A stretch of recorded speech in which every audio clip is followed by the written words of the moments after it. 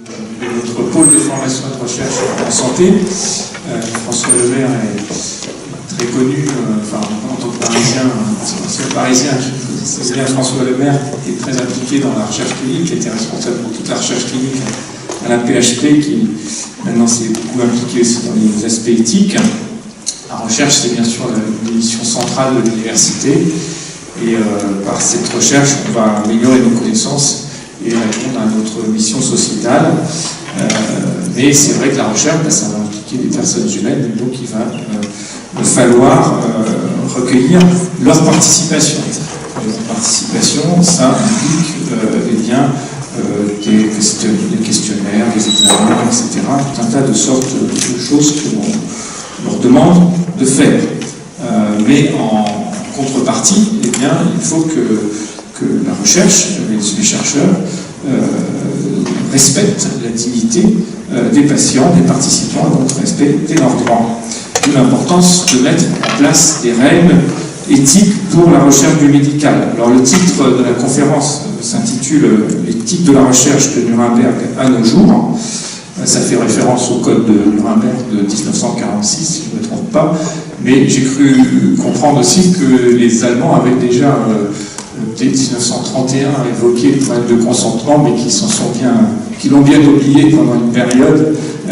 Ça souligne qu'il ne suffit pas d'avoir des règles, il faut aussi les appliquer, et on voit des problématiques tous les jours, malgré l'existence de codes, de règles, elles sont parfois bafouées, pas forcément de façon volontaire, parfois c'est par manque de connaissance du sujet. La réglementation, elle évolue beaucoup, et c'est normal, d'une part parce que l'organisation de la recherche devient de plus en plus complexe. Une partie de la loi Huriet ne prenait pas en compte, la loi Huriet ne prenait pas en compte un certain nombre de recherches qui étaient qualifiées d'observationnelles, par exemple.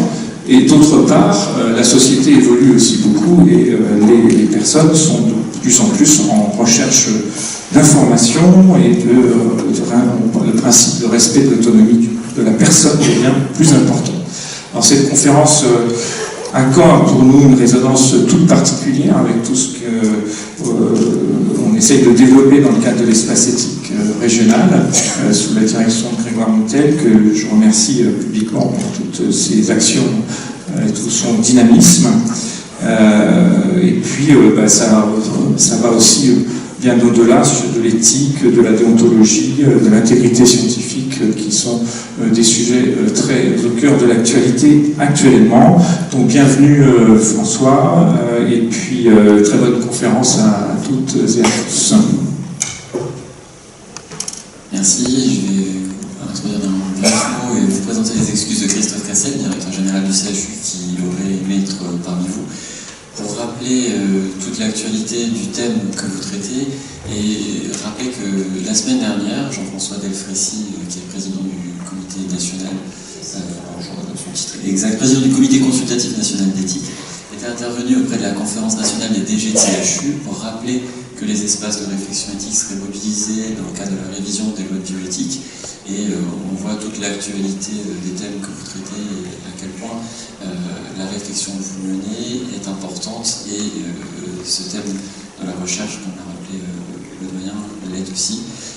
Souligner le dynamisme et espérer que les débats citoyens ramènent cette parole, et que vous puissiez avoir quelque chose de réellement populaire dans ces états généraux. En tout cas, félicitations pour toute votre action.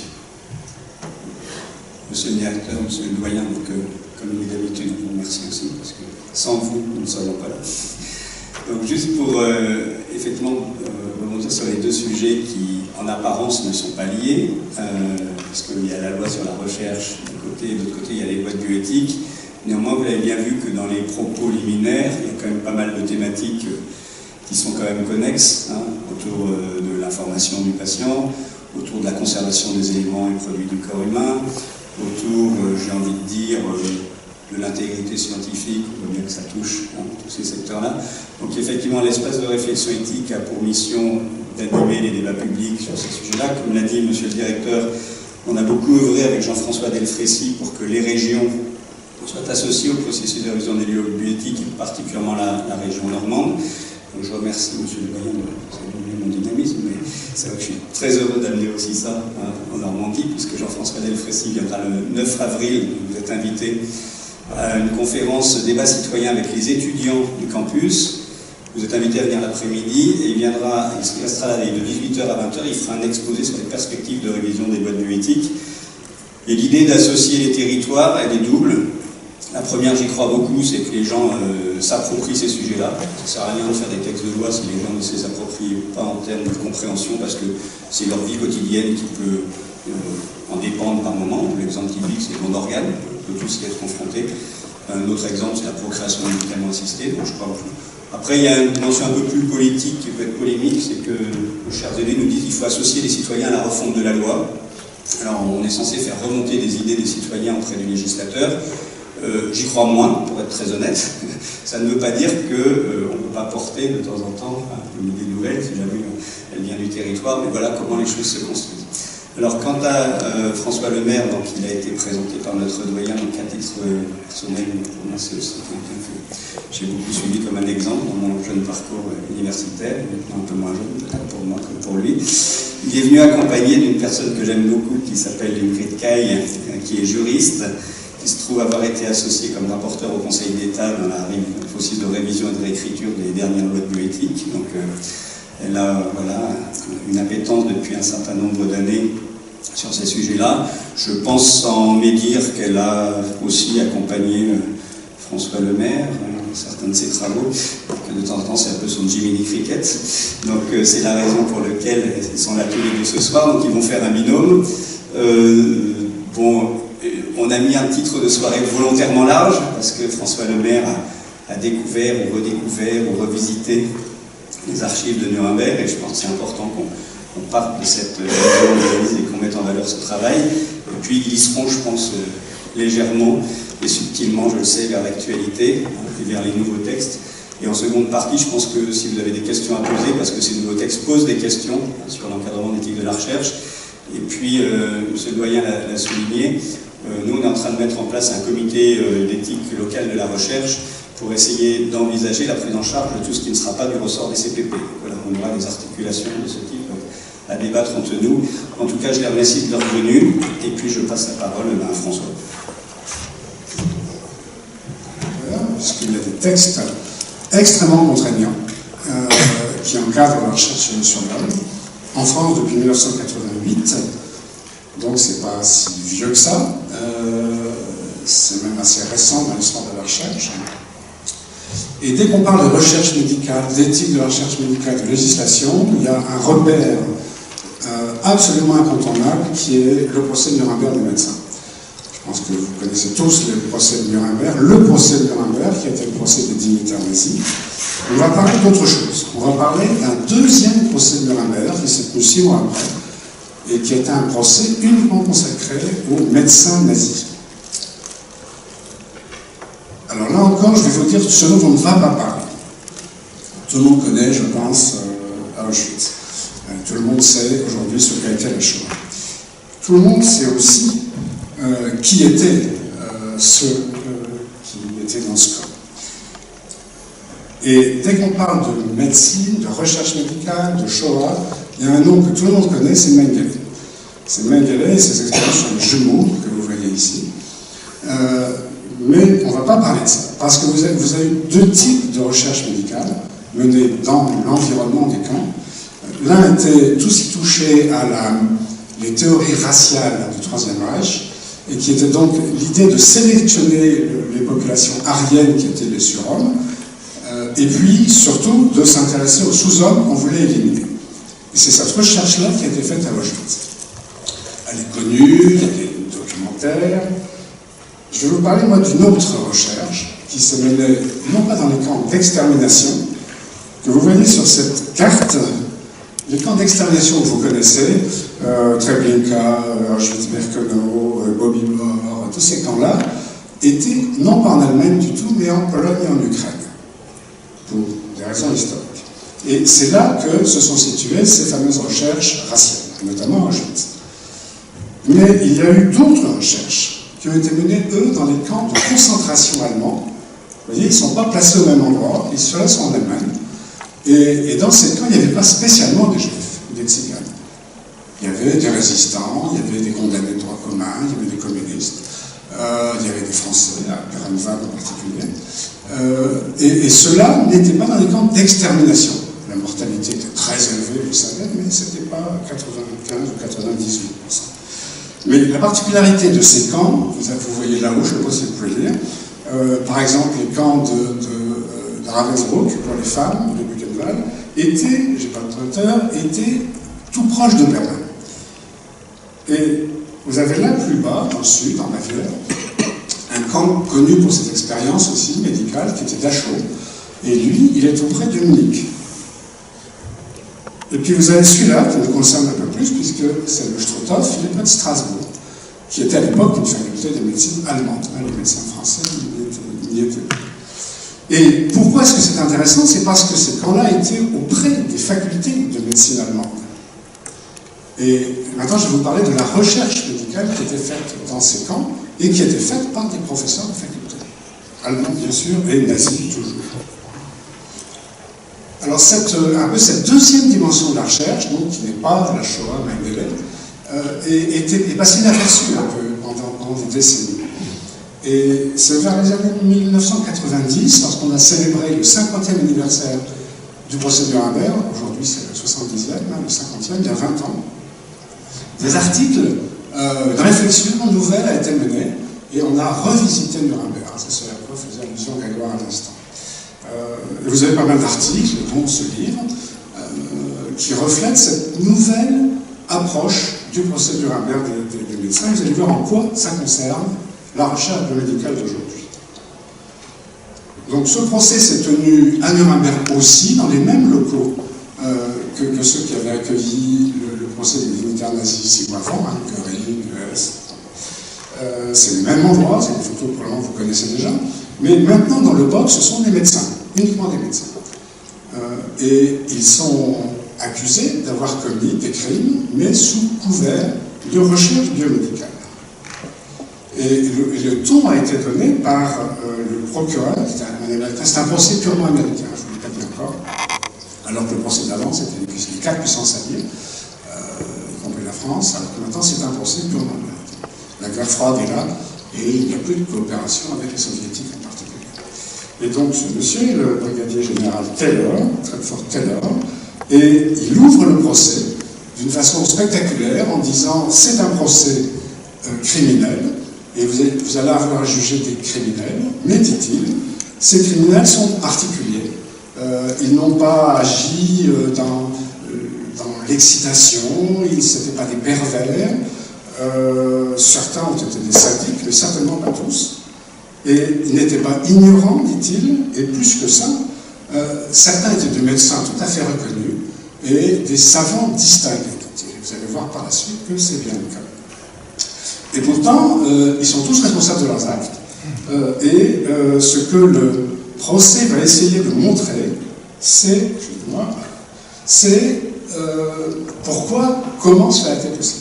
C'est une question posée par Taylor au début du procès, en disant il faut que nous comprenions pourquoi une recherche de ce type a été possible par des médecins, a priori ou au départ, certes nazis, mais non.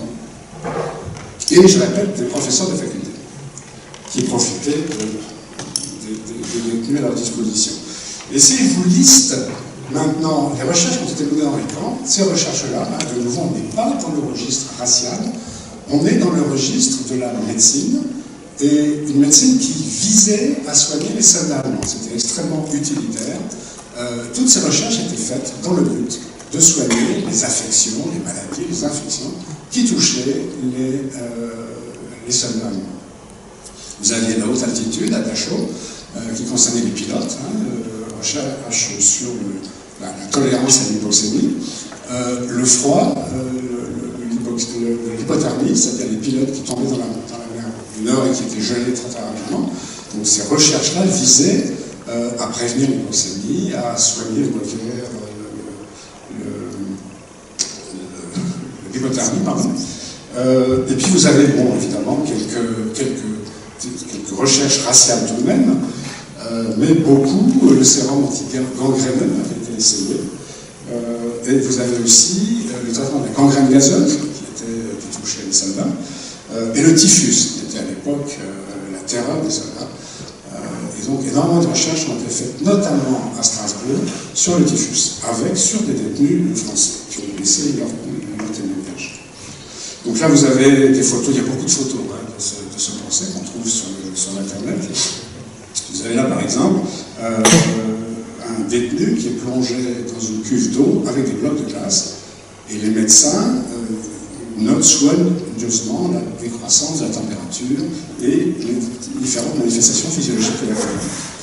Sur la gauche, vous avez une chambre hypobarique, ça c'était à Dachau, dans laquelle on plaçait un détenu et puis on réduisait la concentration d'oxygène jusqu'à ce qu'il meure d'hypoxie.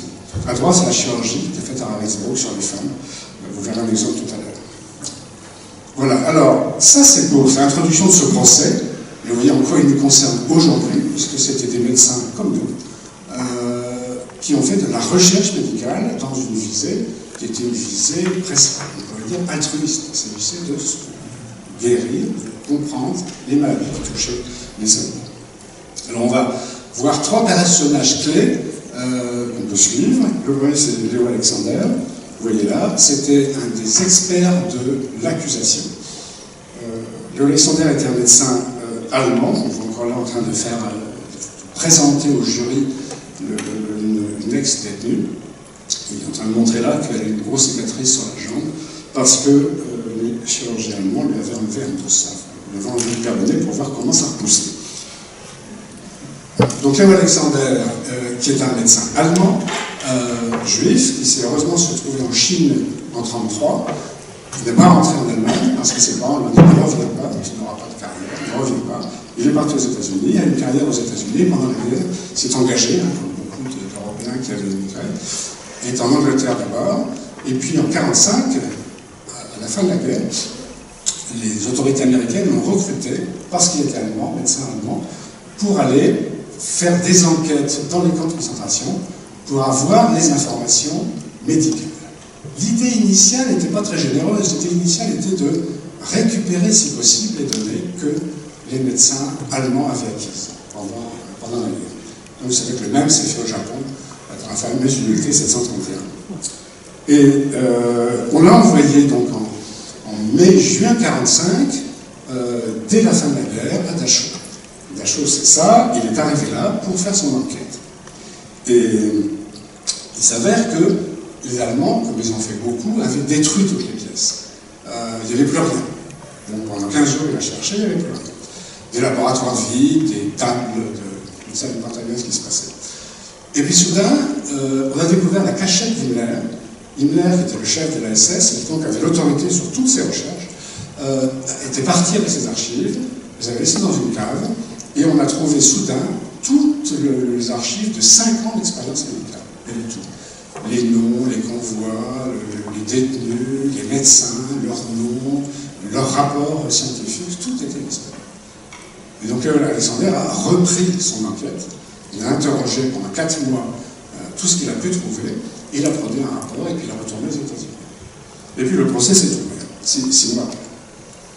Donc maintenant on est en décembre 1946 et le procès débute.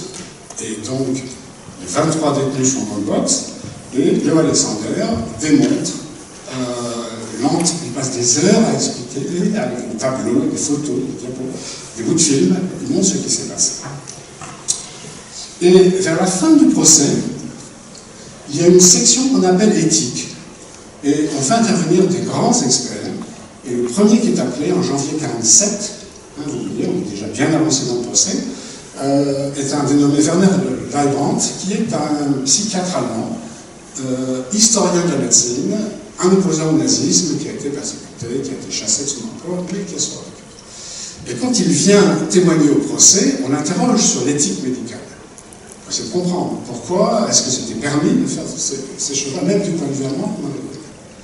Et il est interrogé par les avocats de la défense allemande.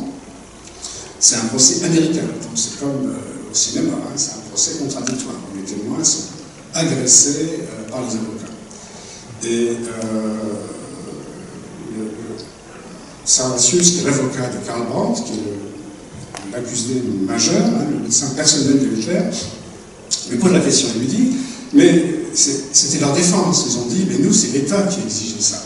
On a obéi aux ordres, disent-ils. Et donc, il veut marquer des points. Et donc, il dit, si c'est l'État qui décide que les enfants doivent être faites, on n'a plus à s'intéresser au consentement du sujet, puisque c'est l'État qui décide. C'est comme les expropriations en France. Quand vous piquez votre maison pour faire passer un autoroute, vous ne pouvez rien. C'est l'État qui décide. Et Raymond lui répond, mais entre l'État et le médecin, il y a sa conscience. Mais il est en train de tendre un piège, Servatius, qui va pincer, vous verrez, à la fin du procès. Alors maintenant, il dit, mais s'il y avait 800 prisonniers arrêtés dans différents endroits, et qu'on leur fait une expérience, ils sont détenus, ils sont volontaires, est-ce que vous trouvez que c'est normal de faire des injections de bacilles ou de bactéries sur ces personnes-là? Et puis les plus précis, par exemple, si on leur injecte le paludisme, on les met en contact avec des moustiques qui vont leur inoculer le paludisme. Et l'Allemand répond, mais non, mais en tant que prisonnier, il n'était pas libre, et donc on ne devait pas faire cette expérience-là. Et puis il continue, et il lui dit, mais maintenant, écoutez, alors regardez les Servatius, il montre un des exemplaires de la revue Life, j'en ai mis quelques-uns là, qui était la revue qui a rendu millions d'exemplaires à l'époque, et il dit, les Américains, vous voyez, dans le 4 juin 1945, ils disent qu'ils ont fait cette expérience-là dans des pénitenciers américains, en injectant le paludisme. Est-ce que vous trouvez que c'est bien? Et sous-entendu, mais nous on a fait pareil, c'est évidemment ça qu'il voulait dire. Et l'Allemand répond, non, je ne peux pas dévier de l'éthique médicale, il ne fallait pas faire cette expérience-là. Vous verrez plus tard que ça va ressurgir. Et donc, à ce moment-là, le procès vacille, parce que le procureur comprend que ce qui va être en question maintenant, c'est la recherche occidentale, et non plus les agissements du médecin nazis.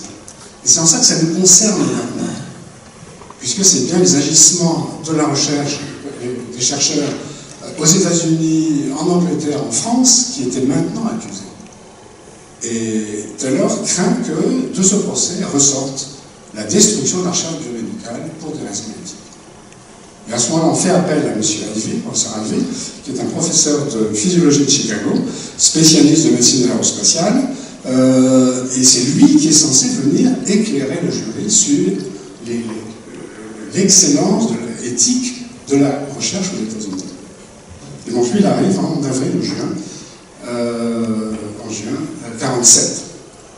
Bon, alors il y a plein, je n'ai pas le temps de vous lire tout ça, donc on va peut-être aller vite, mais l'idée, vous allez voir des diapos suivantes, c'est que les avocats à tour de rôle lui disent, est-ce que vous saviez que un tel a fait ceci, un tel a fait cela? Et ils ne sortent que des expériences absolument catastrophiques que personne ne songeait à faire aujourd'hui. Alors il dit par exemple, et vous voyez que ça concerne la France, est-ce que vous saviez qu'en Indochine, Alger Sargent avait inoculé des maladies. Ça, c'est une grande gloire à nous, ça.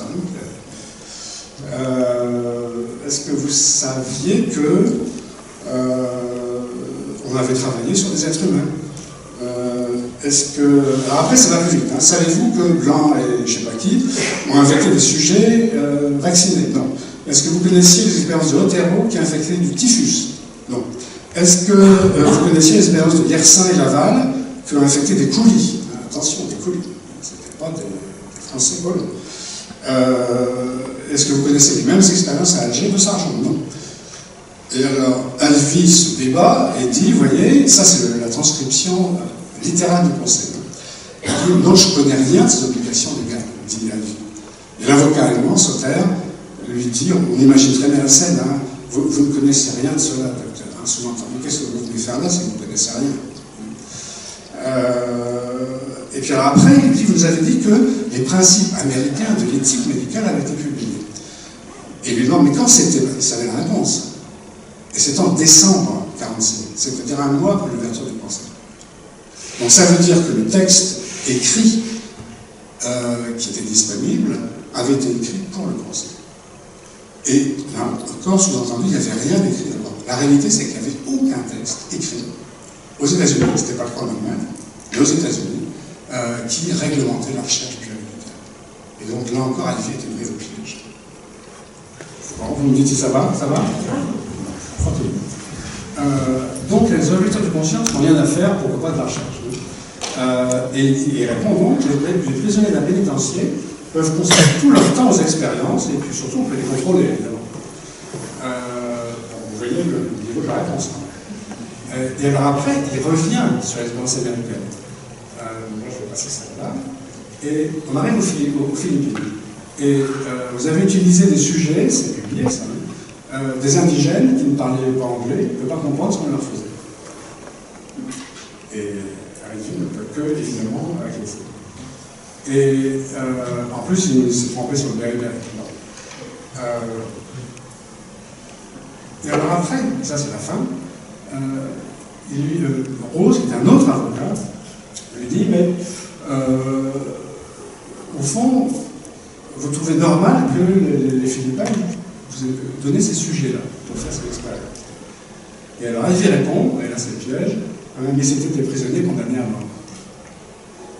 Et à ce moment-là, son père dit, vous savez, Strong a déclaré dans son rapport qu'il avait utilisé 900 prisonniers condamnés à mort, tous volontaires, à Manille, et dit-il, nous sommes cassés la tête pour imaginer comment on pouvait avoir 900 personnes condamnées à mort et tous volontaires dans une ville comme Manille.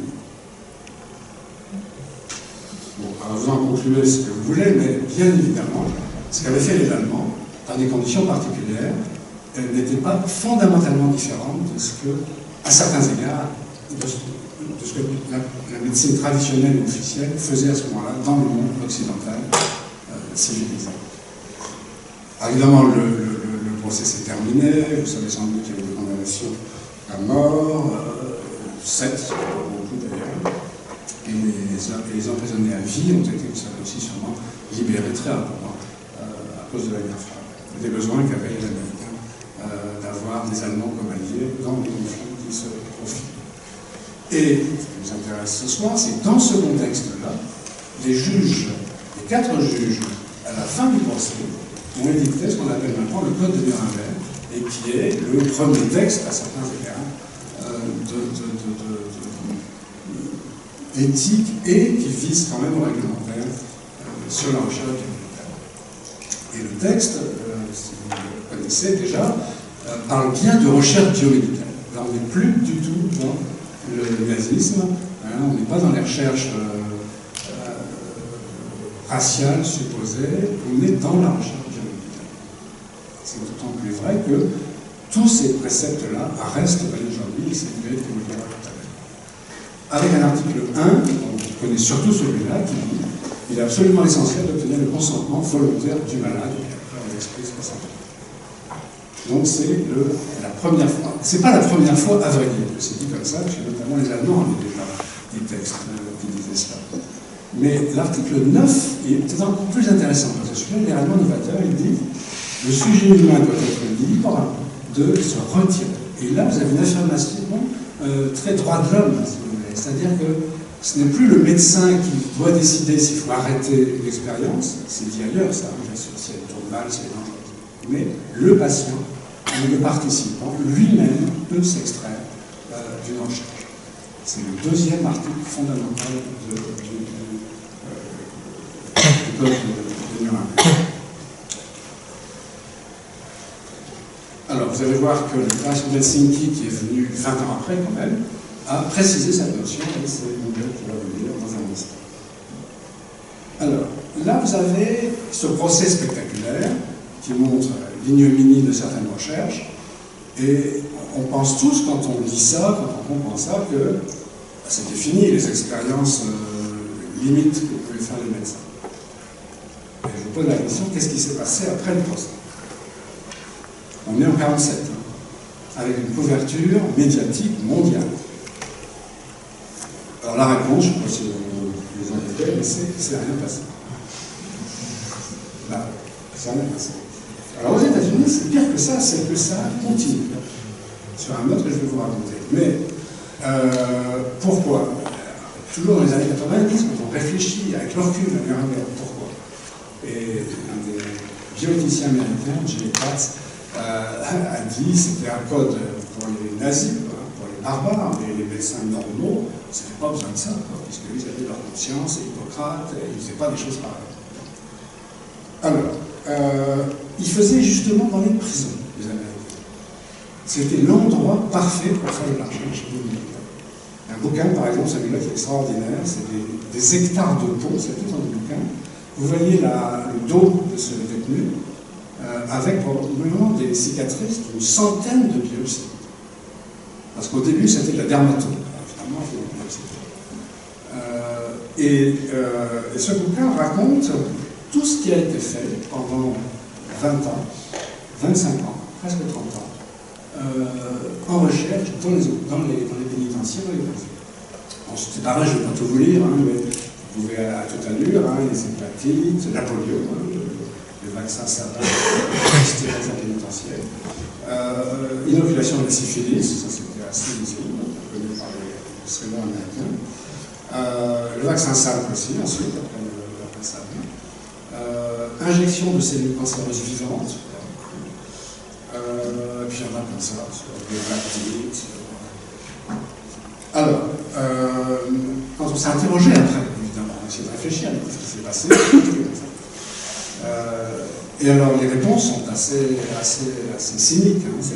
Les détenus ne sont pas chers, c'est ce qu'on a déjà vu tout à l'heure, ils étaient disponibles, on pouvait les contrôler, pour les épidémiologistes, qui n'ont pas perdu de vue, et tous volontaires. Alors pourquoi ils étaient volontaires? La rémunération, ça devait être $1 le aussi. On leur faisait miroiter des meilleures conditions dans la prison, des aménagements de peine, et puis l'altruisme. On disait, ils veulent se racheter, les détenus, et donc ils acceptent de servir pour la suite. Et puis, 20 ans après, il a commencé à avoir des craquements. Alors, premièrement, il y a eu un vrai lanceur d'alerte avant le thème, qui était Henry Beecher, qui était un anesthésiste de Boston, que vous voyez ici dans la campagne d'Italie, puis ici professeur à Harvard. Et il a publié un papier formidable, que tous ceux que ce sujet intéresse doivent lire. C'est un New England Journal of Medicine de 1966, dans lequel il publie 50 études, publiées dans les meilleures revues du temps, totalement non éthiques, dit-il. Et là-dedans, vous avez les injections de cellules cancéreuses, ça continue à l'intéresser, et des injections de différents microbes à des enfants handicapés. Et donc, ça se reproche de mettre les conditions de la guerre et des camps allemands. Et l'hypothèse donnée par Beecher lui-même, c'est de dire il y avait une énorme pression sur les investigateurs qui commençaient. Il fallait publier un projet Shortridge. Et donc, ils devaient à tout prix faire de la recherche et ils étaient amenés à aller au-delà de ce qu'ils auraient dû faire.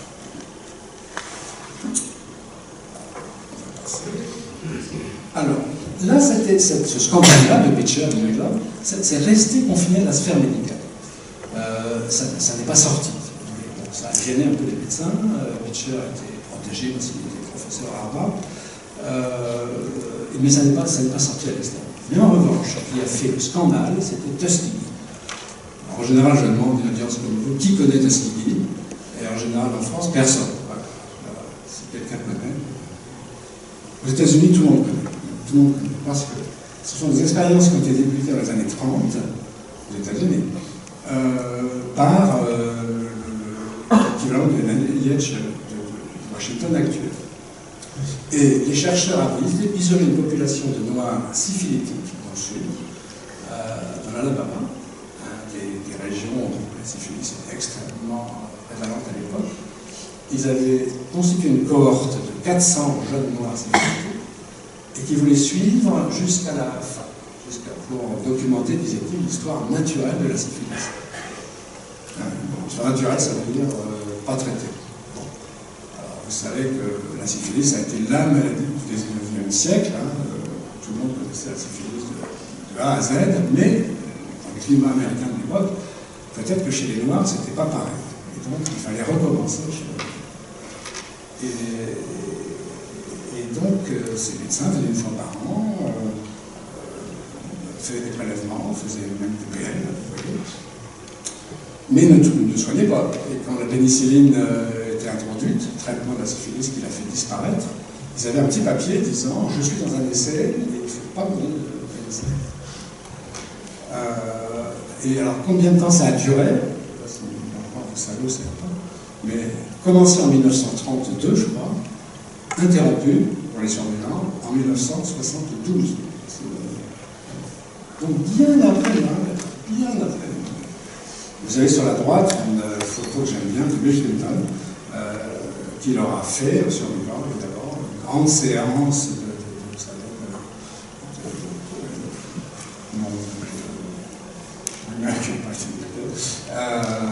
c'est le gouvernement américain qui s'est excusé. On trouve ça sur YouTube, hein, je vous dis, vous tapez Clinton et Tuskegee. C'est un magnifique discours. Le meilleur de Clinton. Bon, mais là, c'était beaucoup. Parce qu'il y a eu, c'était les années 60-70, hein, c'était le mouvement de libération des prisonniers, des noirs, des femmes. Et là, le gouvernement a été obligé de donner une commission qui s'est appropriée le sujet. La commission du président qui a publié un rapport sur la nécessaire législation de la recherche aux États-Unis, qui n'existait pas. Et donc ça c'est 79, et le premier texte c'est 80, en France 88. Alors, c'est donc bien les scandales qui ont entraîné cette moralisation de la recherche. C'est pas la conscience éthique des Français, des médecins, du tout. Eux se sont battus jusqu'à la fin pour continuer à faire ces recherches, notamment dans le prison. Alors, j'ai encore 10 minutes sur la France. Alors, compte tenu de mon grand âge, hein, j'ai fait de la recherche, moi, avant la VEAD. Et je vous le dis avec un tout petit peu de provocation, j'ai connu l'âge d'or de la recherche clinique en France, qui était évidemment avant 1980. Par exemple, ça, c'est un papier dont je suis assez fier. Donc une recherche qui a été faite en 87, hein, probablement. Peut-être même que M. Roupi était un des auteurs, parce que vous l'avez traité par lui. C'était des études en réanimation, je suis animateur, de physiopathologie, pour lesquelles on avait introduit un cathéter au lit du malade jusqu'au ventricule gauche pour l'échantillonner, prélever du sang. Je ne sais pas s'il y a beaucoup de médecins parmi vous, j'imagine, mais pas tout le monde. C'est évidemment un geste dangereux. C'est évidemment un geste dangereux puisqu'on aspire dans le ventricule gauche, et donc si on en fait des bulles, on peut décrocher des petits cailloux, c'est dangereux. Or, cette recherche-là, qui a été publiée dans la meilleure revue de la discipline, oui, c'était court, c'est un bon résultat, c'était vraiment une belle recherche, infaisable aujourd'hui, juste infaisable, puisque là c'était de l'investigation pure, il n'y avait aucun bénéfice pour les patients, mais pour les patients. Et on publiait beaucoup, dans ma discipline en particulier, pour des raisons que je vais vous dire dans un instant. Alors pourquoi c'était l'âge d'or? Il n'y avait pas de jour à passer. Mais il y avait aussi, comme aux États-Unis, l'obligation de publier. La pression, ça a mis, c'est pas arrivé 50 ans en France, mais à partir des années 60, oui, il fallait publier. C'est pas d'être le fils de son patron pour être nommé. C'est une expansion. Il y avait un déficit juridique total. Il n'y avait pas de loi sur la recherche. En fait, il y avait une jurisprudence pénale. Pour des questions tout à l'heure, on parlait. Il n'y avait pas de législation de la recherche. Plus curieusement encore, il n'y avait pas de débat éthique. Et c'est assez étonnant que les internes, les chefs de clinique que j'étais à l'époque, n'avaient aucun contrôle de personne. Jamais aucun des patrons que j'ai eu à l'époque, qui étaient des très belles âmes, je vous garantis, nous posaient des questions sur ce qu'on faisait, comment on faisait, est-ce que c'était si bien que ça faisait. Aucun débat éthique. Je pense comme aux États-Unis dans les années 60, pareil. Et puis il y avait cette idéologie utilitariste. J'ai passé la diapo aux États-Unis. On disait pourquoi ils faisaient aux États-Unis? L'utilitarisme. Parce que pendant la guerre, on n'était pas loin après la guerre. Tout le monde devait participer à l'effort de guerre. Et donc, les malades mentaux, qui étaient par la guerre évidemment dans les asiles, ils devaient contribuer. Les enfants handicapés, un peu contribuer à l'effort de guerre. Et nous, c'était plus la guerre dans les années 60, mais les patients étaient hospitalisés dans le public, dans l'hôpital public, où c'est connu, les soins sont gratuits. Et donc, il y avait cette idée, qui n'a jamais été écrite, il y avait cette idée qu'il pouvait bien servir un peu la science, puisque elle était bien partout. Pour aujourd'hui, c'est pas audible ça, mais à l'époque, c'est comme ça que. Bon, et puis il faut dire aussi, dans les hôpitaux publics, c'était pas la bourgeoisie. Les hôpitaux publics, à Caen, je ne sais pas, mais à Paris, je peux vous dire, c'était évidemment, c'était les pauvres, c'était les immigrants. Et beaucoup de ce que je vous ai montré se faisait sur des Portugais et des Algériens. Et puis alors l'AREA, là, je fais du c'était formidable, puisque les patients étaient anesthésiés, donc je ne pouvais pas contester. Les portes étaient fermées à l'époque, et donc les familles ne pouvaient pas voir ce qui se passait. C'était tentant. Vous voyez, on vient vite à faire des questionnements. C'était pas en Angleterre, parce que les grandes patrons, en 1966, on a fait exactement la même chose en Angleterre. Et là, il y en a 200 pages d'exemples. Mais lui, ça lui a coûté sa carrière. Il n'était pas encore professeur, et il avait été professeur après avoir coûté son coupage. Bon, et donc, en France, ça a été comme ça jusque la loi aujourd'hui. Et pourquoi, finalement, en France aussi, il y a eu législation, là encore, c'est pas tellement que le médecin l'avait demandé, pas du tout. Il y a eu à la fois une double passion. Il y a eu à la fois les affaires d'Amiens, de M. Guillaume. Ça vous dit quelque chose? Rien du tout. Ça a fait quand même la une du monde à l'époque, vous voyez. C'était des expériences que Alain Guillaume avait fait sur des patients en coma, végétatifs probablement, donc évidemment non consentants, l'insuline en famille. Deux expériences assez particulières, dont la deuxième a quand même frappé l'opinion, puisque ça relie à une autre affaire qui était celle de Poitiers, un anesthésiste de Poitiers, avec une jeune femme qui était morte sur la table parce qu'on avait inversé les tuyaux du respirateur. Ça a trouvé la vie. Bon, et donc,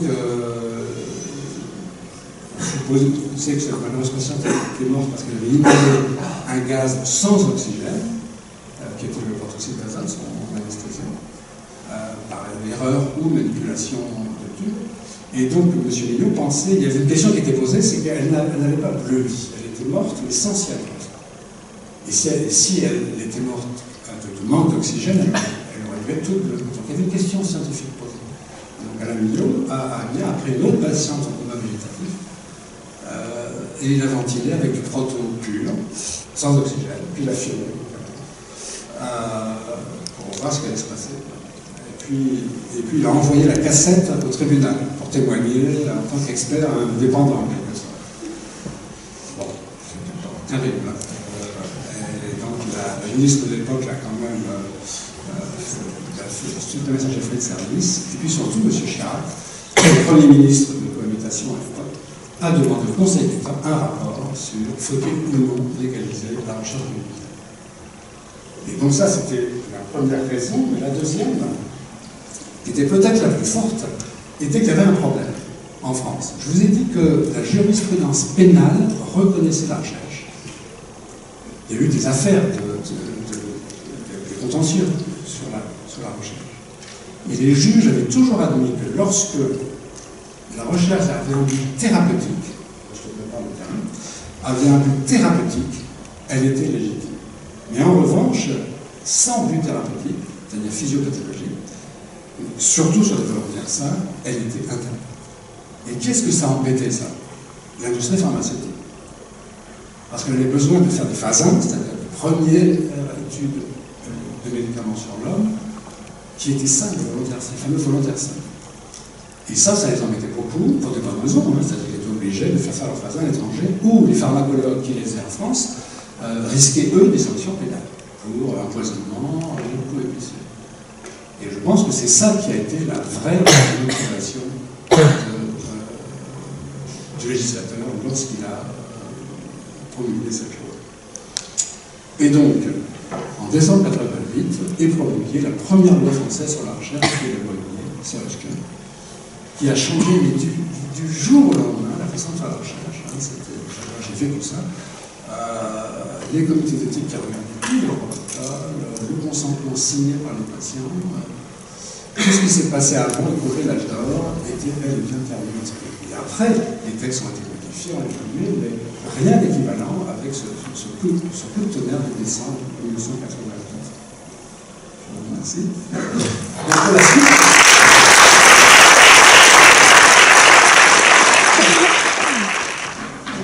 C'était passionnant et on s'est demandé quel pouvait être en fait mon apport et on s'est dit que c'était important de réfléchir en termes de qualification juridique et de faire le lien ensuite avec les comités d'éthique et notamment les comités d'éthique institutionnels qui sont vraiment une problématique d'actualité pour bien des hôpitaux en France. Je commence par vous faire ma déclaration d'intérêt. Je suis à la base avocate et je fais une thèse d'éthique médicale sur l'utilisation des éléments du corps humain dans la recherche. J'ai un emploi salarié permanent au CODEM, qui est le comité de déontovigilance des entreprises du médicament, donc le comité d'éthique et de déontologie qui se charge notamment de sanctionner les entreprises du médicament quand elles violent des règles d'éthique et de déontologie. Et je vais parler de ce type de règles aussi. Responsable du pôle éthique et déontologie du LEM, membre de différents comités d'associations. Et j'ai des activités de recherche pour l'UNESCO, ainsi que des travaux de recherche en éthique biomédicale sur différents sujets autour de la recherche médicale.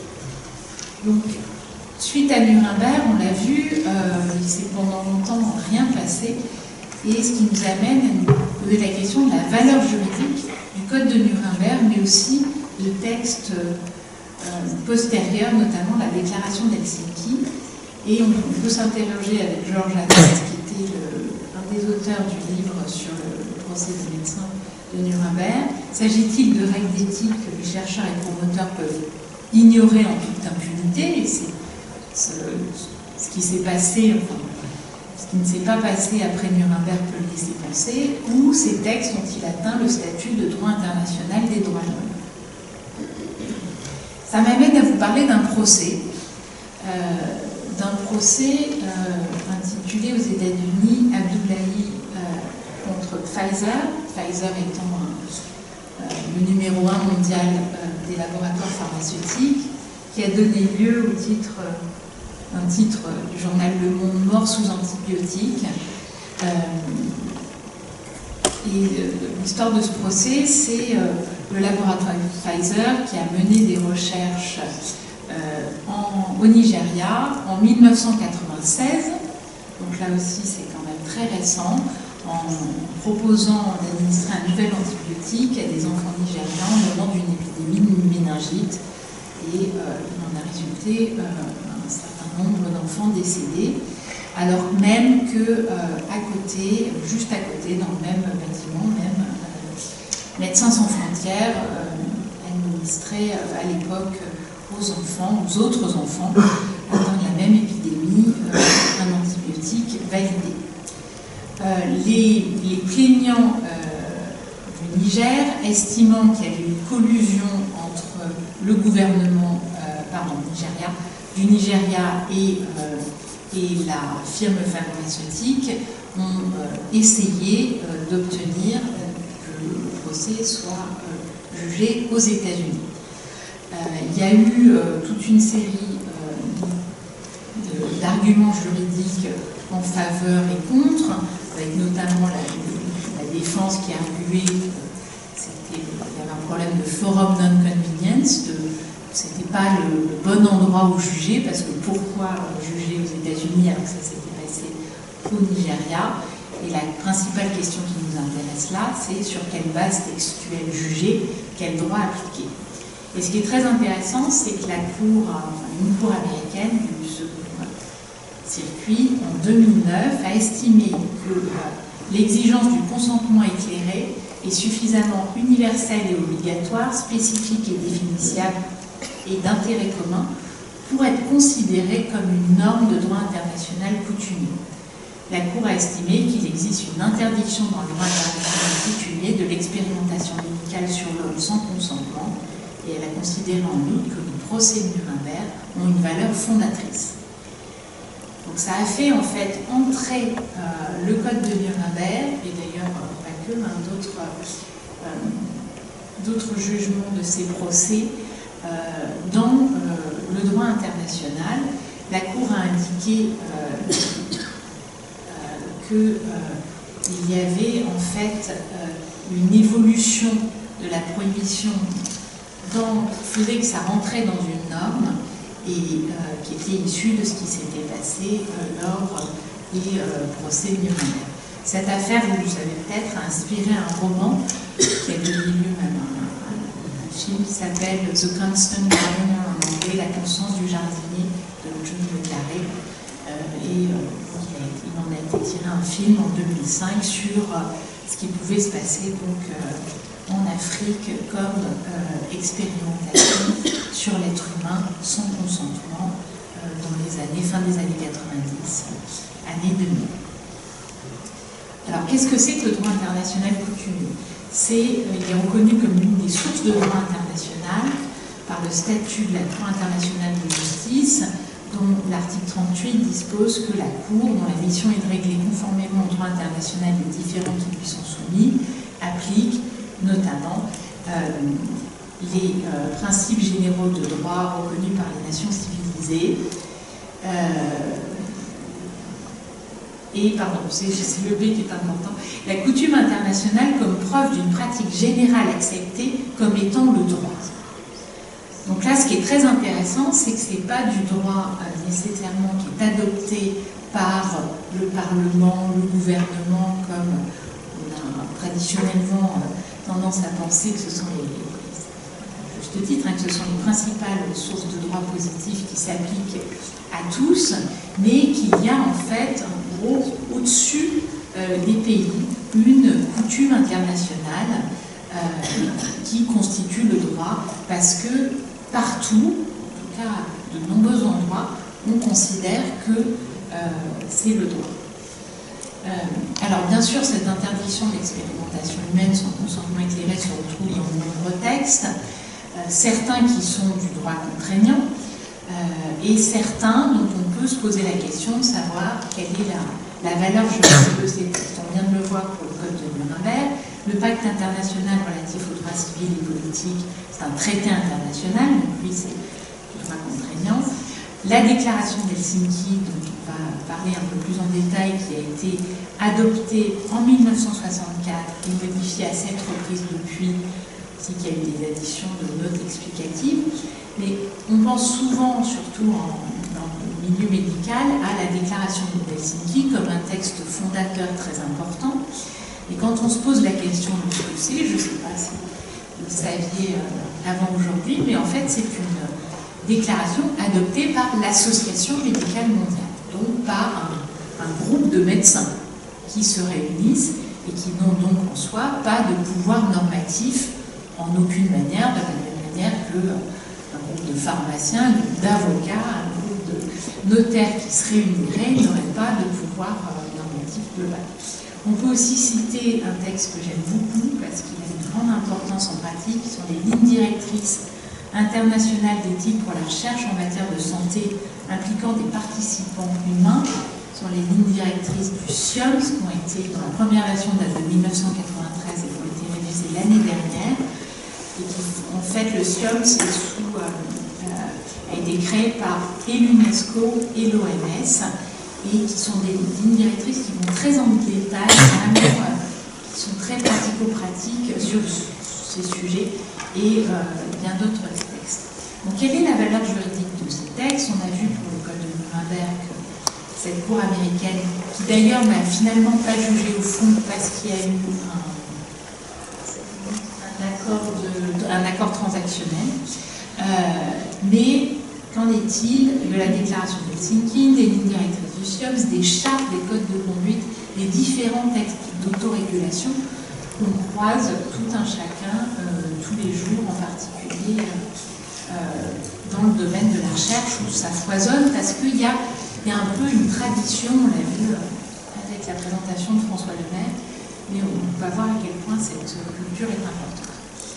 Eh bien, ces textes se rapprochent pour nombre d'entre eux de ce qui peuvent être englobés de ce qu'on a pu appeler le droit souple. En fait, la traduction anglaise de la notion de soft law, qui a pu être appelée auparavant, y compris par le Conseil d'État, droit mou, ce qui était un peu plus négatif comme appellation, mais qui résume très bien ce dont il s'agit, vous allez le voir. Le Conseil d'État, dans ce rapport de 2013, écrit, on constate à côté des sources traditionnelles du droit, que je citais tout à l'heure, loi, décret, contrat, convention internationale, le développement croissant d'autres instruments qui ont en commun de ne pas obliger leurs destinataires, mais contribuent à orienter les comportements. Et c'est ça, en fait, vraiment le résumé de cette idée, c'est que ce sont des sources de droit qui orientent les comportements, mais qui ne sont pas du droit contraignant. Émanant de personnes publiques ou privées, difficiles à cerner et à systématiser, ces instruments se présentent sous des appellations variées. Recommandations, normes techniques, référentiels de bonnes pratiques, contrats types, chartes, codes de bonne conduite ou encore lignes directrices. Ils se développent aussi bien dans les relations internationales que dans le fonctionnement de l'Union européenne, l'action des pouvoirs publics nationaux et la vie des entreprises. Donc ils sont très présents. Ces sources de droit sont très présentes et le Conseil d'État, qui pourtant est une maison assez traditionnaliste, décide de s'en emparer, de réfléchir à ce droit en se disant qu'on ne peut plus juste l'ignorer en considérant que c'est du droit mou. Et dans ce rapport, le Conseil d'État, j'ai oublié de le préciser pour ceux qui ne le savent pas, c'est la juridiction suprême en droit français dans la sphère administrative publique du droit. On a en France deux juridictions suprêmes. On a le Conseil d'État et la Cour de cassation. On peut mettre un peu à part le Conseil constitutionnel. La Cour de cassation juge en droit privé, le Conseil d'État en droit public. Et le Conseil d'État est aussi conseil du gouvernement, conseil juridique du gouvernement. C'est un peu le super juriste du gouvernement et donc rend des rapports, des études et des avis en dehors de son activité de contentieux. Je reviens à mon propos. Le Conseil d'État propose une définition du droit souple qui regroupe l'ensemble des instruments répondant à trois conditions cumulatives. Ça veut dire qu'il faut que les trois soient réunis pour qu'on soit dans le droit souple. Ils ont pour objet de modifier ou d'orienter les comportements de leurs destinataires en suscitant, dans la mesure du possible, leur adhésion. Et là, quand on pense à une charte, c'est vraiment le but d'une charte, c'est d'orienter les comportements tout en espérant que les gens dont les comportements peuvent être orientés vont y adhérer. Ils ne créent pas par eux-mêmes de droits ou d'obligations pour leurs destinataires, c'est pas une loi, c'est pas un règlement, c'est pas contraignant. Ils présentent par leur contenu et leur mode d'élaboration un degré de formalisation et de structuration qui les apparente aux règles de droit. Et c'est vrai que bien souvent, ça ressemble à du droit contraignant. Alors, on va à présent faire quelques points précis et quelques coups de projecteur sur une série de textes qui s'apparentent à du droit souple, qui parfois peuvent devenir du droit contraignant et que vous rencontrez fréquemment dans le domaine de la médecine et plus particulièrement dans le domaine de la recherche sur l'être humain.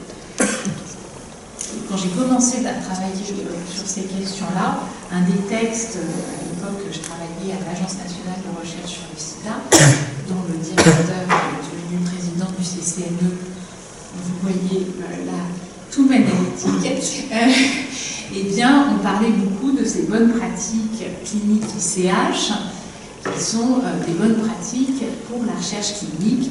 Elles sont issues d'une initiative conjointe de l'industrie pharmaceutique et des autorités réglementaires de l'Europe, du Japon et des États-Unis.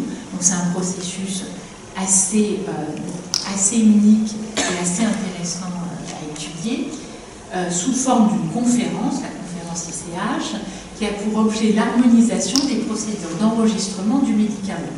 Ces groupes de travail ont abouti à la production de différentes recommandations, dont les bonnes pratiques cliniques qui sont classées E6, qui sont aujourd'hui internationalement reconnus. Le texte en langue anglaise et sans traduction officielle en langue française est une référence pour les bonnes pratiques cliniques. Il a été publié en 1997. Le Canada, la Suisse et l'OMS sont associés à cette initiative en tant qu'observateurs, et ces bonnes pratiques sont à la fois beaucoup plus utilisées comme droit souple, mais parfois incorporées, en fait traduites dans le droit des États. Quand ce n'est pas le cas, elles peuvent être aussi fréquemment utilisées comme référence dans des contrats. Donc, par exemple, on a vu dans des contrats un promoteur belge qui mène une recherche en Inde et qui impose à ses sous-traitants en Inde d'appliquer ces bonnes pratiques cliniques, et ça devient donc une norme de type contractuel qui lie le sous-traitant. Il est obligé de l'appliquer, mais du fait du contrat, pas du fait de la loi. Ces bonnes pratiques, je me répète, elles ont pu être qualifiées de documents faisant moins autorité sur le plan moral que la déclaration d'Helsinki. Déclaration d'Helsinki, je vous disais, qui est aussi typiquement du droit souple, parce qu'un texte adopté par une association de professionnels, manquant de principes moraux et de conseils dans les domaines suivants, notamment, on peut citer la divulgation des contenus d'intérêt, la divulgation publique des études, les bénéfices pour les populations dans lesquelles la recherche est menée, la communication des résultats précis, la publication des résultats négatifs, l'accès au traitement à l'issue de la recherche, la restriction de l'utilisation du placebo dans un groupe témoin quand un traitement alternatif efficace est disponible. Tous ces points ne sont pas traités, en fait, dans les bonnes pratiques cliniques ICH, alors qu'ils sont traités dans la déclaration d'Helsinki, ou tout au moins dans les dernières versions de la déclaration d'Helsinki, qui, elle, a beaucoup évolué. Je vous disais, on en est à la 7e révision.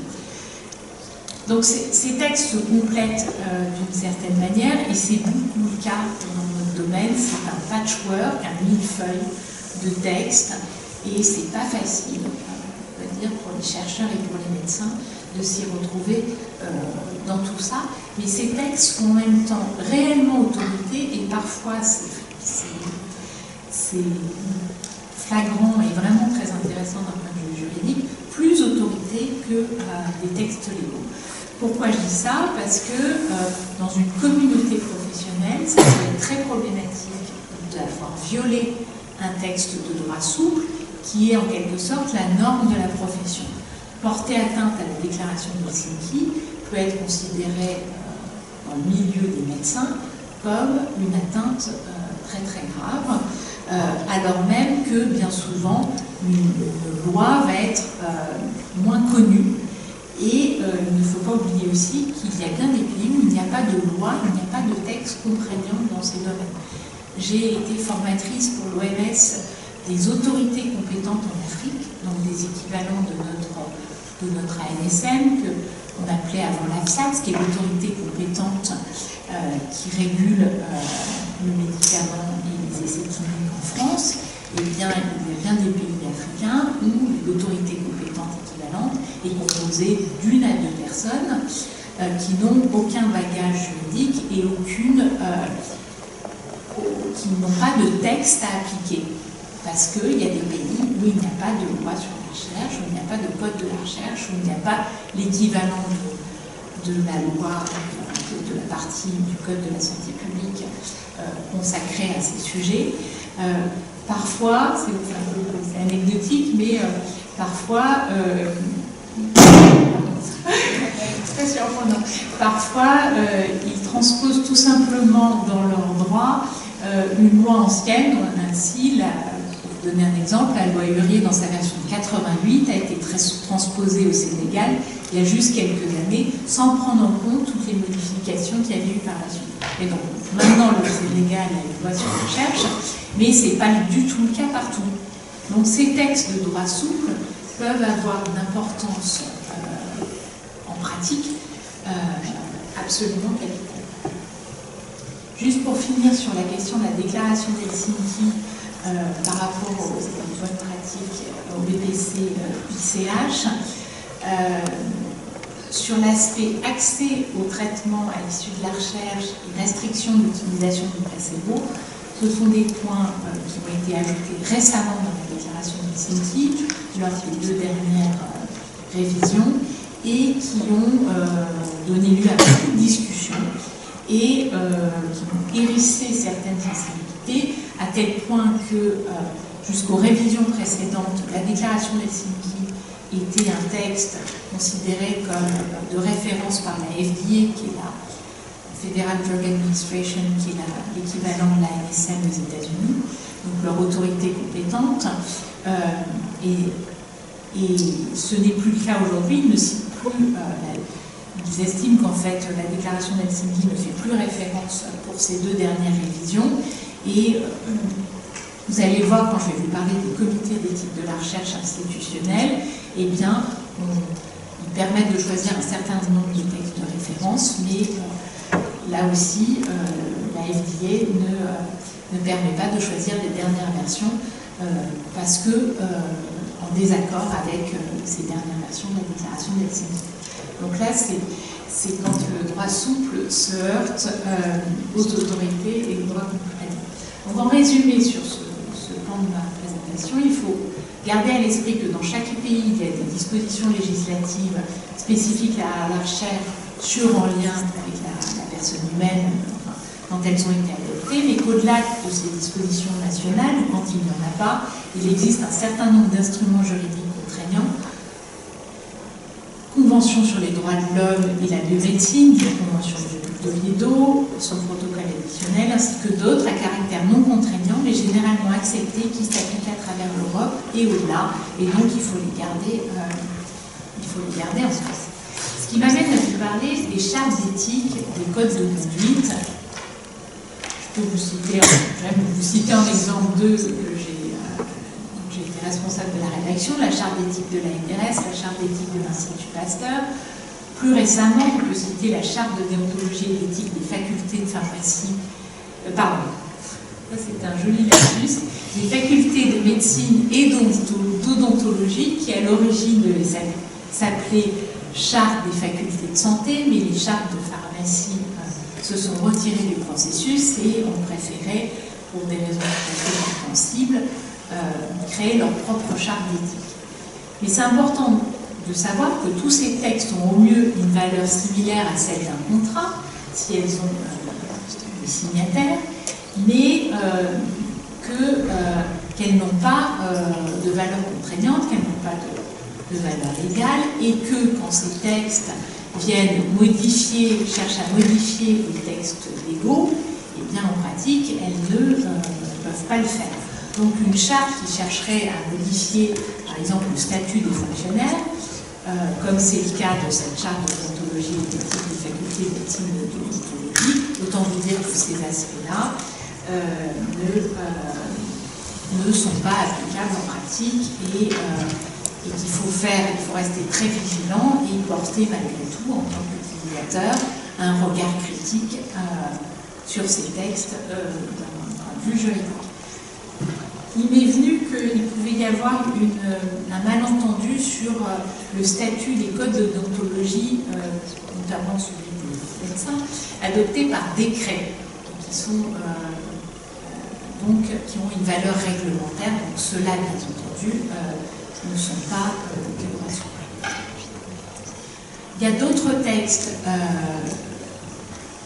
qui sont là, des codes de déontologie de l'industrie. Je voulais vous faire un petit focus dessus parce que c'est un mode d'autorégulation dont je m'occupe au jour le jour, mais que je trouve être un exemple intéressant.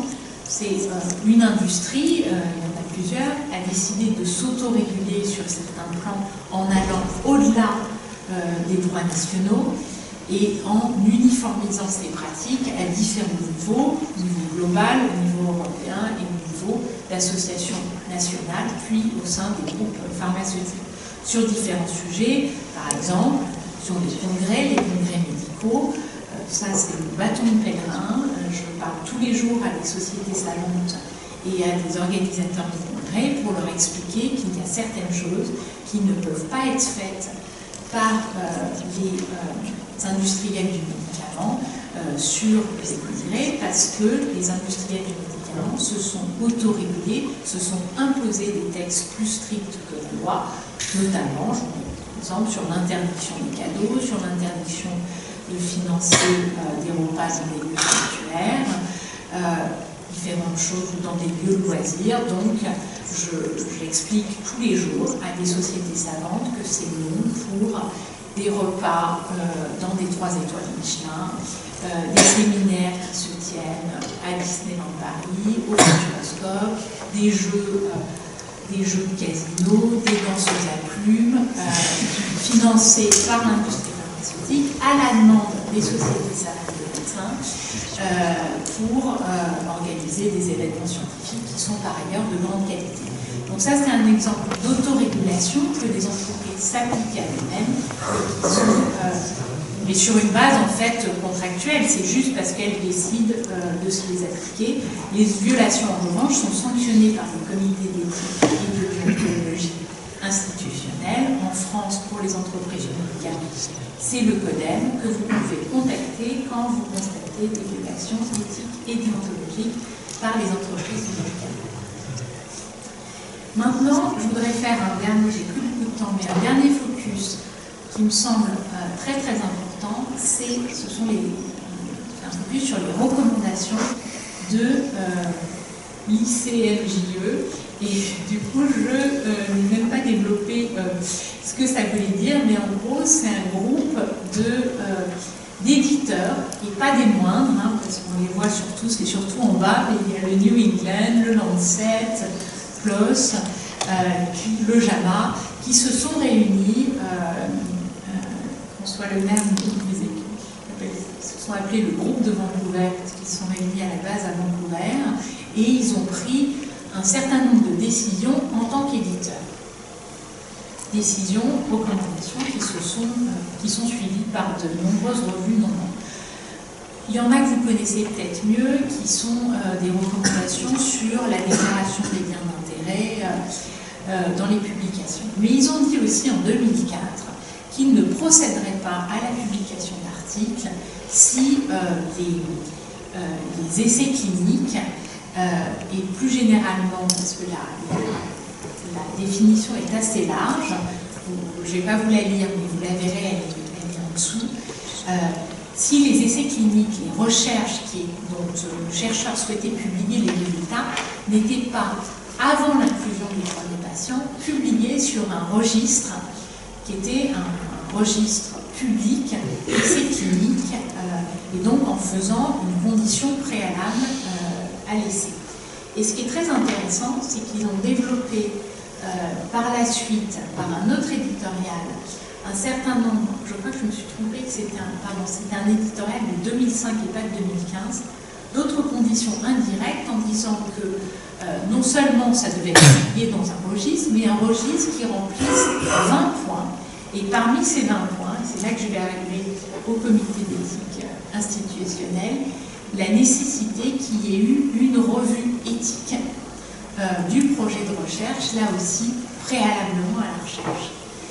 Et donc, ces éditeurs de revues ont dit, eh bien, s'il n'y a pas eu d'enregistrement des essais cliniques, de l'essai de la recherche avant son commencement, et s'il n'y a pas eu de passage d'évaluation par un comité d'éthique, eh bien, nous ne publierons pas les résultats.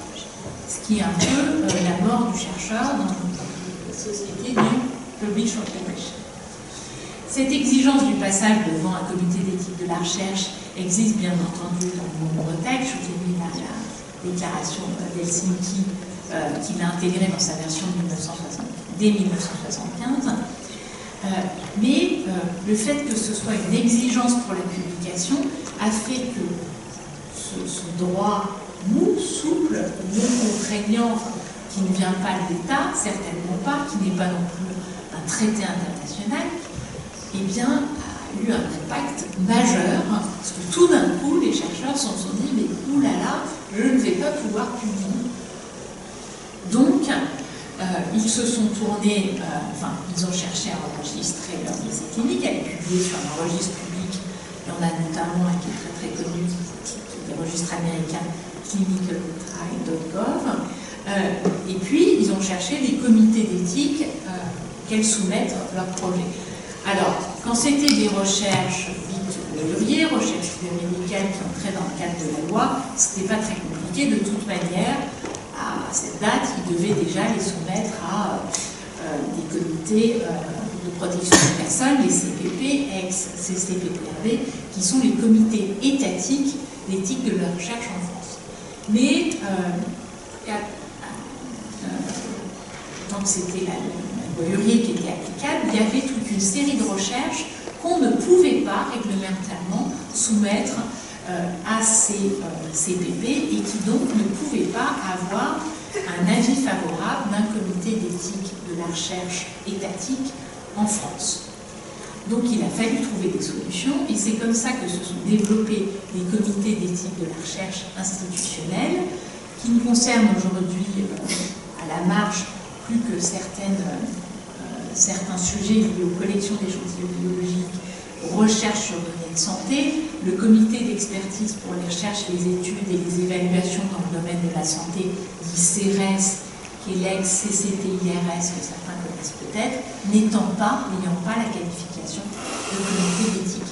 Historiquement, ces comités étaient également sollicités pour évaluer les protocoles de recherche promus par un promoteur français, mais ayant lieu hors de France, dans des pays où il n'était pas toujours possible de s'adresser à un comité d'éthique de la recherche. C'est un point qui a été réglé par la loi Jardé, par l'ajout d'un amendement qui permet de soumettre ces recherches au CPP. Auparavant, certains CPP, je crois à ma connaissance d'eux, acceptaient de revoir ces recherches, mais c'était hors mandat, et donc formellement, leur avis n'avait aucune valeur juridique.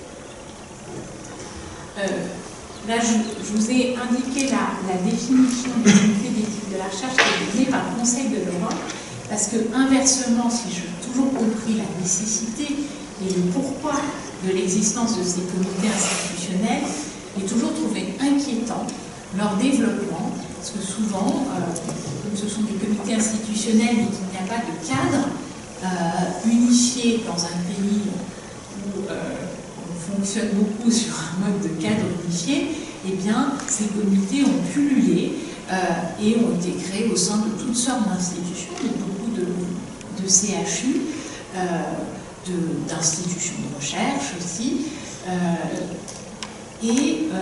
Quand on se retourne et qu'on regarde ces comités, on se demande en fait si ce sont vraiment des comités d'éthique de la recherche ou s'ils n'en portent que le nom. Donc la définition donnée par le Conseil de l'Europe, c'est que ce sont des groupes multidisciplinaires, c'est une première condition, indépendantes, deuxième, composés de personnes désignées pour examiner les protocoles de recherche impliquant des êtres humains, qui contribuent à assurer en particulier que la dignité, les droits fondamentaux, la sécurité et le bien-être des personnes participant à la recherche sont dûment respectés et protégés. Ils peuvent être créés au niveau local, régional et national, ils peuvent être mis en place par des institutions, par des autorités régionales et nationales, et sont de plus en plus souvent prévus par la loi, ce qui n'est pas le cas en France. Alors, pour finir, je voudrais juste attirer votre attention sur des points de vigilance. En quoi s'agit-il, parmi les existants vraiment de comités d'éthique? Il n'y a pas en France d'accréditation, de certification, de validation. Je vous renvoie à deux guides très bien faits, un du Conseil de l'Europe et l'autre de l'Organisation mondiale de la santé, qui donnent vraiment des indications sur la composition, sur le caractère transdisciplinaire, sur les compétences, sur la formation, sur les principes que ces comités doivent appliquer, sur aussi l'équilibre en termes de genre, mais aussi sur le monitoring, sur le type d'avis qu'ils doivent rendre. Enfin, c'est le guide du Conseil de l'Europe fait environ 70 pages.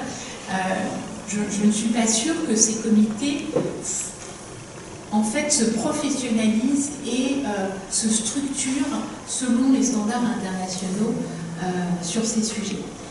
J'attire votre attention également sur la tentation de l'enregistrement comme Institutional Review Board auprès de l'Office of Human Resource Protection aux États-Unis, l'OHRP. Sachant qu'aux États-Unis, donc les comités d'éthique de la recherche sont des comités institutionnels, il y a une réglementation, une législation qui s'applique à eux, et on peut se constituer, quelqu'un peut constituer un comité d'éthique de la recherche et l'inscrire auprès de cet office. On peut les constituer hors des États-Unis, ça c'est vraiment une tendance, enfin une tradition américaine d'application de ces lois hors de son territoire national, un peu comme un filet. Donc, il s'est trouvé que certains comités d'éthique de la recherche français et d'ailleurs se sont dit je vais me faire accréditer, je vais m'enregistrer auprès de l'HRP comme IRB, et j'en ai créé moi-même un à l'Institut Pasteur, je l'ai créé, je l'ai présidé, et donc j'ai bien étudié, il se trouve que je suis avocate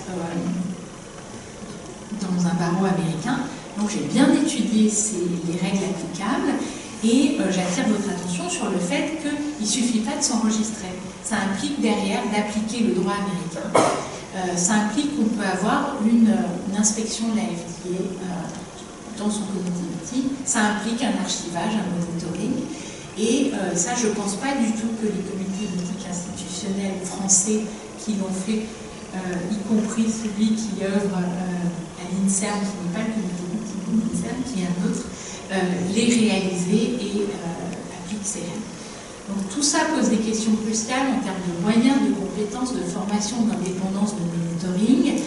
Et clairement, je trouve que c'est tout à fait essentiel de créer ces comités si on en a besoin au sein d'une institution. Et ce n'est pas un geste à prendre à la légère. Il faut réfléchir aux conséquences, et notamment aux conséquences que ça aurait de valider par cet intermédiaire, sur le plan éthique, une recherche, de la faire valider au sein d'une institution par un comité d'éthique qui n'en serait pas un et qui appliquerait peut-être je ne sais même pas ce qu'il pourrait appliquer, mais on a vu grâce à François Lemaire à quel point les notions d'éthique et les règles d'éthique n'étaient pas forcément innées au sein de la communauté humaine, que ce soit celle des médecins ou de manière plus générale. Et donc, mon message, c'est que ça doit se faire de manière professionnelle. Je vous remercie.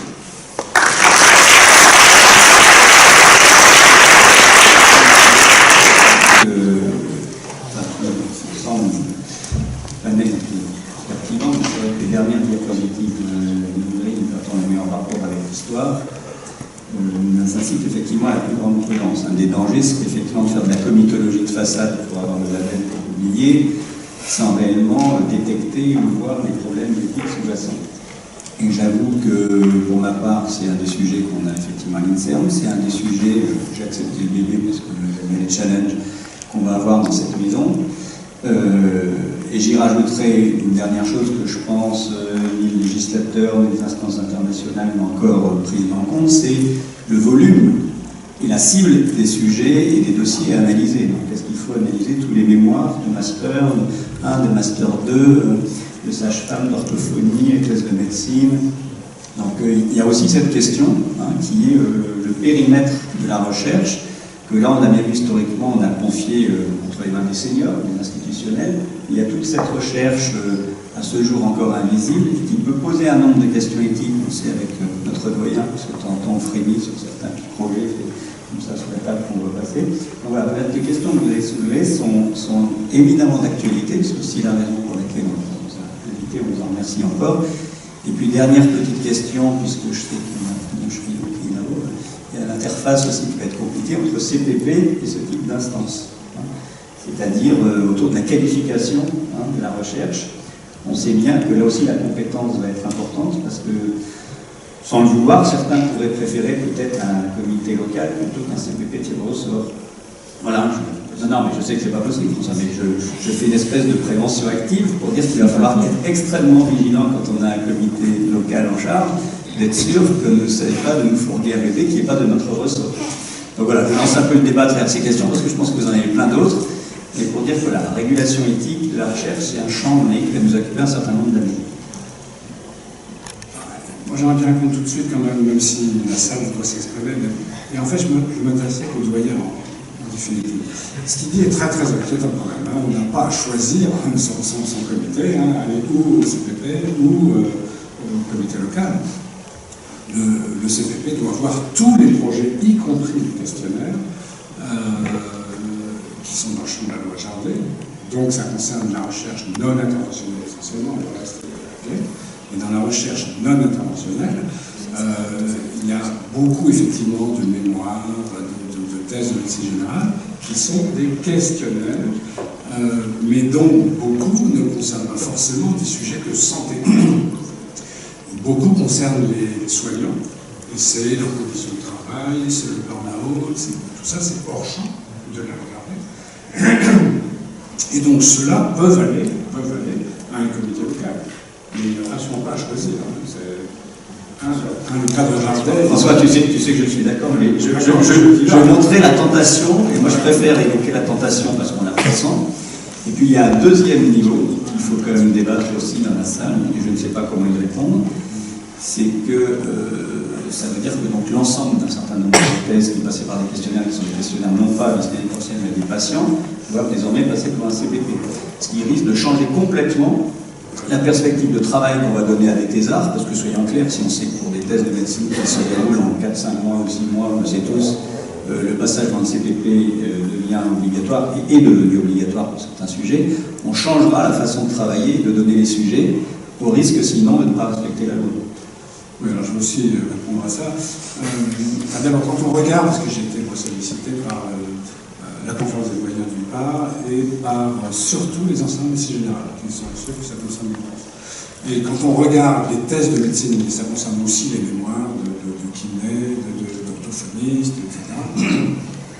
Lorsqu'il s'agit de recherche portant sur les personnes, on est dans le cadre de Jardin, mais ce n'est pas la totalité, vraiment, loin s'en faut.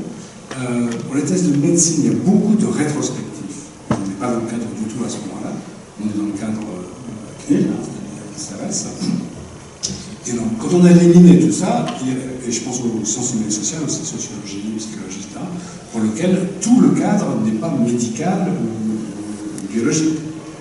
La sociologie peut traiter de la médecine, sûrement pas sur cette terre prioritaire. Quand c'est la médecine, effectivement, ça doit aller au CPP. Alors, pour éviter que les CPP ne soient noyés par ce type de travail, il y a un travail important qui a été fait à la DGS, qui est actuellement soumis à concertation, qui est une procédure ultra légère pour les questionnaires. Pour les recherches qui ne comportent que des questionnaires, sans risque, et qui ne modifient pas la pratique. À ce moment-là, on est qualifié pour bénéficier d'une procédure allégée que les CPP devraient suivre, je dis conditionnel, parce que tous n'ont pas envie d'aller vite sur certains sujets, et qui consistera simplement à remplir une feuille internet sans soumettre de protocole, dans lequel simplement ils donneront les caractéristiques de cette recherche, du questionnaire, ceux qui savent compris, quels sont les sujets, etc. Et ils seraient, j'espère, acceptés à ce moment-là, qualifiés automatiquement. C'est un peu la même philosophie que les méthodologies de référence directement. C'est-à-dire que, au fond, c'est le responsable de cette recherche qui doit, lui, prendre des précautions. C'est pas vraiment le CPP qui va faire.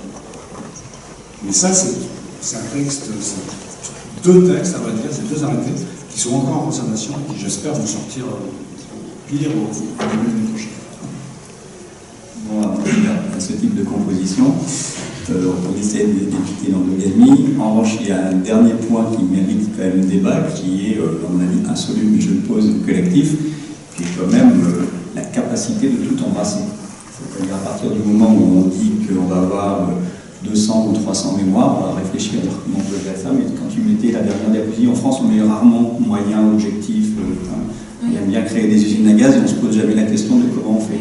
Et si aussi une vraie question qui est posée aux institutions, c'est que dans les pays anglo-saxons ou au Québec, sans aller, on commence toujours par si on a les moyens on fait, et si on n'a pas les moyens on ne fait pas.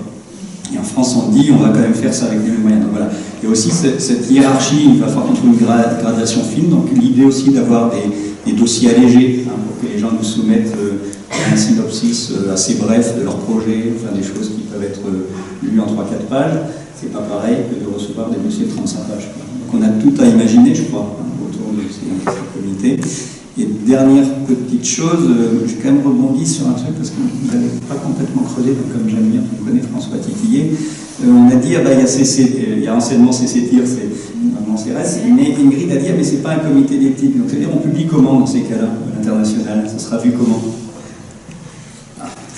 Alors ça, c'est un vrai sujet. Hein. Mais bon, si je fais un peu d'historique, l'introduction des recherches observationnelles dans le cadre Jardé, c'est à cause de ça.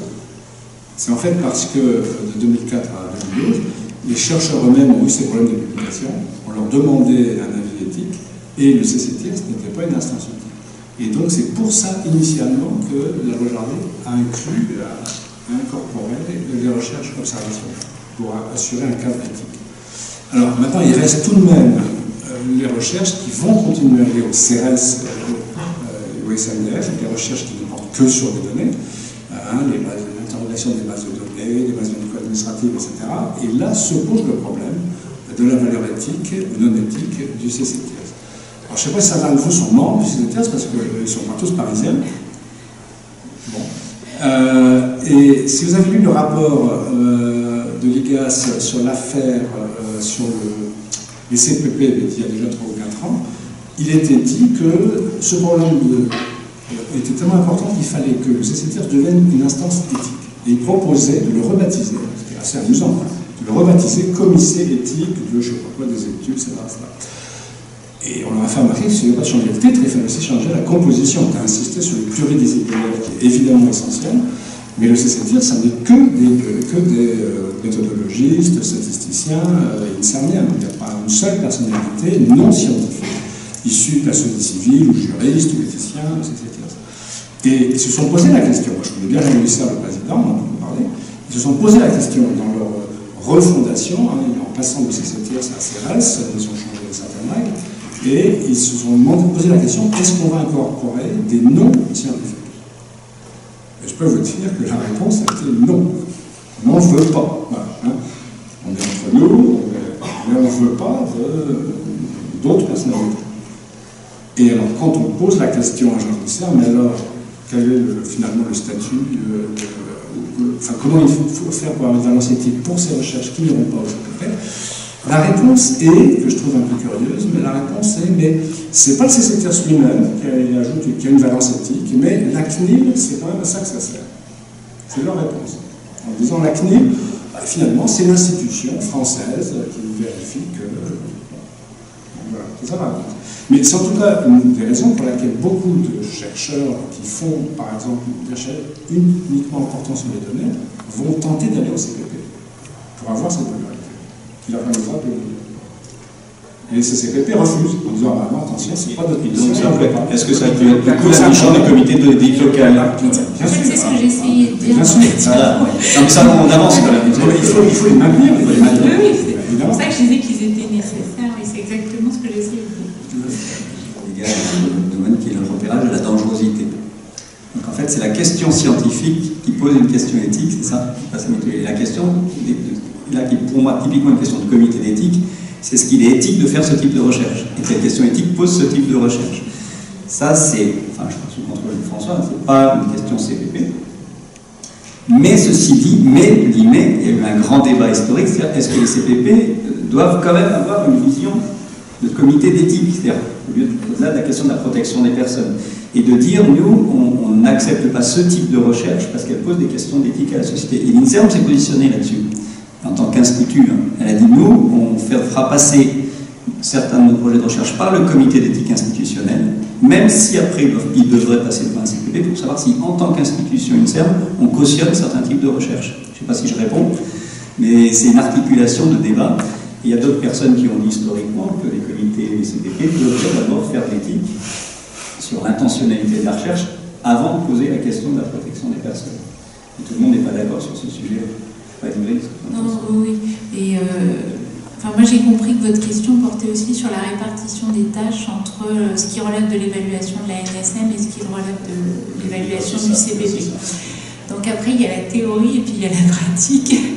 Sachant qu'il est quand même rappelé que un principe de base que ce qui ne serait pas scientifique ne serait pas éthique, mais ça c'est pas ça que vous abordez. vous avez une vraie question scientifique et c'est la question scientifique en elle-même qui pose une question éthique. Dans un domaine Les experts qu'ils veulent. Donc lorsqu'ils n'ont pas la compétence, ils interrogent un expert, ils vont trouver un expert qui sera compétent. Vous voyez. Mais en revanche, le débat sur le comité éthique, c'est un peu vaseux ce sujet-là, hein, parce que en France, il s'appelle Comité de protection des personnes. Il y a qu'en France, dans le monde entier, il s'appelle autrement, il s'appelle Comité d'éthique de la recherche. Hein. Alors que de protection, bon, je vous raconte pas l'histoire, on n'a plus le temps, mais c'est très anecdotique hein, ce titre-là, même si maintenant c'est devenu une espèce de vache sacrée française. Bon. Mais c'est assez marrant parce que quand on discute avec des juristes, ils vous disent, mais effectivement, le CPP n'a pas donné un avis éthique. Et dans le débat parlementaire de la loi de 2004, Jean-François Mattei, le ministre de l'époque, avait été interrogé là-dessus. Hein, vous savez que le débat parlementaire, c'est ça qui explique la loi. Et le ministre, il est censé dire ce qu'il faudra retenir. Et il a répondu, eh bien non, et vous avez raison, la fonction du comité n'est ni éthique ni scientifique. Elle est de vérifier que la recherche proposée est conforme à la loi. Voilà. Mais aucun comité ne suit ça, heureusement. Elle regarde si c'est éthique. Vous avez dans les missions des comités, ils regardent la pertinence scientifique du projet. C'est ce que vous dites, la pertinence scientifique du projet. Après, s'ils ne sont pas compétents, ils demandent à quelqu'un d'autre qui sera plus compétent que vous. François, je suis d'accord, parce qu'aujourd'hui c'est ça. Historiquement, il y a eu quand même un certain flou. Moi, j'ai publié un beau papier dans le Lancet sur savoir si les CPP étaient compétents sur l'ICSI, tu sais, la technique de micro-injection d'un spermatozoïde dans un ovocyte. À l'époque, quand on avait interrogé les CPP, il y en avait un peu, c'était client. Certains avaient dit, mais c'est pas de notre ressort, parce que c'est pas vraiment de la protection des personnes, il n'y a pas de personne en tant que telle, c'est de la PMA, voilà. Et d'autres avaient dit, ah ben nous, en tant que comité d'éthique de la recherche, on le prend à notre compte. Donc je pense que le débat a historiquement été celui-là. J'espère que tu as raison. J'espère qu'aujourd'hui les CPP jouent ce rôle global. Mais là, sur le sujet, il dirait que ça ne les concerne pas. Parce que les gamètes, c'est hors champ. Pour dire qu'il y a bien des domaines qui restent par rapport à ce qui est hors champ de compétences. C'est pas un être humain. Voilà. Le gamète, c'est pas un être humain. Enfin, moi, j'ai une réponse qui est purement institutionnelle, parce que je suis un peu institutionnel comme garçon par moi. Je crois du coup quand même au rôle de comité d'éthique institutionnelle qui peuvent, alors y compris les réserves d'Ingrid, mais qui peuvent quand même jouer un rôle dans ces cas-là, un peu complémentaire. Je suis aussi un animateur, donc je connais ce problème-là, de la valeur du consentement, mais il n'y a pas d'alternative. D'ailleurs, c'est un point que je disais. Après, si vous voulez, c'est que Nuremberg dit que le consentement est absolument essentiel. Donc, il n'y a pas de dérogation. Et c'est Helsinki qui a fait par des médecins, donc plus pragmatiques que des juges, qui ont introduit des dérogations pour les personnes incapables de consentir, etc. Et qui ont introduit la possibilité que ce soit un proche qui donne le consentement. D'abord, je crois que les juristes disent pas consentement. Ils ne veulent pas dire parce que seul, on peut consentir que pour soi-même. On fait appeler ça des contacts. Mais dans la loi, c'est quand même consentement. Mais il n'y a pas d'autre solution. On ne peut pas interdire. Si on dit, non, ce n'est pas des consentements valides, et donc on refuse ce type de consentement, et c'était la déclaration d'une grande juriste de la DEFNA qui avait dit ça, pas de consentement, pas d'argent. Consentement individuel. Mais il faut accepter ça, et vous savez comme moi que, effectivement, demander aux familles, expliquer aux familles, c'est très difficile. C'est très difficile. Et avec les deux attitudes possibles, ou bien ils refusent tout parce qu'ils sont paniqués, ils refusent tout, donc ils acceptent tout, comme je vous dis, pour acheter la bonne grâce du médecin. Ouais. Ah oui, parce qu'ils font confiance. Jean-Philippe, puisque je sais que dans l'éthique, il y a quand même d'énormes publications en champ d'éthique qui partent du principe que, contrairement aux événements historiques, tout ça se passait dans l'alcôve du secret, dans des institutions où c'était les Noirs d'Alabama, les gens enfermés, aucun regard extérieur. Aujourd'hui, la place des proches, indépendamment de la question de leur consentement, c'est l'ouverture vers l'extérieur et c'est la transparence. Et bon, en tout cas, encore un grand merci à Ingrid et à François. Je pense que vous pouvez les applaudir.